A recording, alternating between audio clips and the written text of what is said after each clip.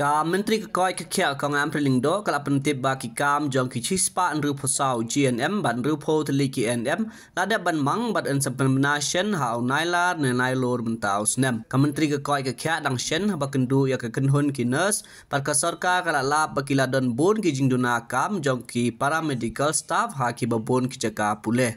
The group of nurses that I met are meeting me again. I've given them a date on 24th. 24th. So let me meet them first.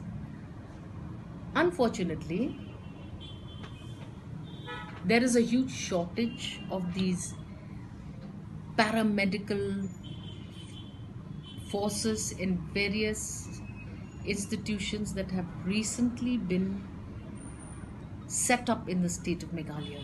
So we have these FRUs, these PECUs, these ICUs that Government of India has handheld the state of Meghalaya. Now these facilities are now getting inaugurated one after the other.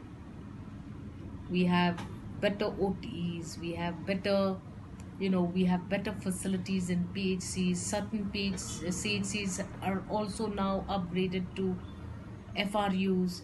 Now all of this requires an immediate attention. Having seen the gaps in the technical staff, we got a special sanction from the finance department of 3 nurses and how many paramedicals, like pharmacists, then lab attendants. We've just called the advertisement.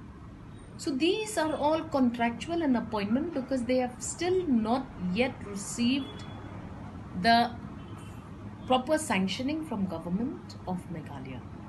It takes time for us to sanction these posts. But because these vacancies are there and are stopping these facilities from performing to the best that they can, we have received a sanction to immediately appoint on contract. This is not something new. Of all the nurses that I met, one of them was working in Negrams on contract. 3-4 were working in another private hospital, Supercare, on contract. Every institution is also engaging with them on contract. So now in that event, what do you want me to do? So I have requested them. So I said, why do you have a problem when anyways you are working under the same circumstances? So they said that contractual nurses do not get, say for example, maternity leave of 6 months. Now that's a big concern for me. I will have to do something to ensure that they have that facility. So now we have to work on this. It takes time for me to discuss these matters with the officers because I cannot promise something which is beyond my capacity. They are apparently able to avail only 12 casual leaves per year. So they were not happy with that. So they highlighted a few of these difficulties. After which I have said that I did not have a ready answer for all of what they were asking me to do. I requested them to give me time. Officers were there. I've also assured them that very shortly, at least the vacancies that have arisen in the permanent sanctioned posts, 164 GNMs and 64 ANMs. I'm forgetting the exact numerical numbers, but it's around that much. Those now will be processed through proper procedures. Proper examinations will be put in place. The recruitment board will decide on the modalities.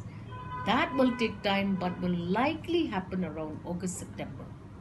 As and when official sanction has been accorded to these posts, I have no issues about giving the correct advertisement against these posts.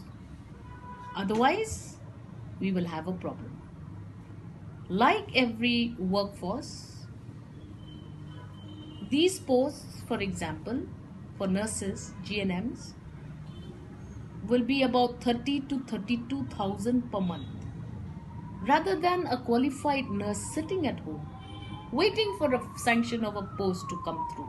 If they can already apply, work in institutions, earn a livelihood, that would again help the nurses. But if you want me to keep waiting till the official sanction is accorded, then it's going to take a lot of time and it's going to be difficult. So this is what we've discussed.